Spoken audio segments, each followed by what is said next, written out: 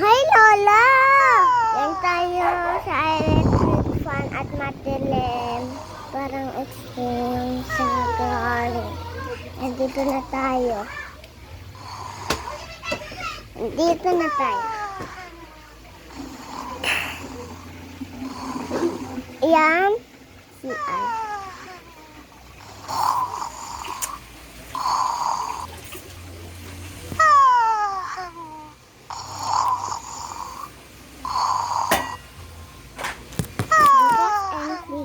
And biggest. Ayan, may extreme electric fan. And then, ayan yung extreme at wag mo na kayong lalapit sa mga virus. At ngayon, wag mo na kayong lalabas. Wag mo na kayong mag-step.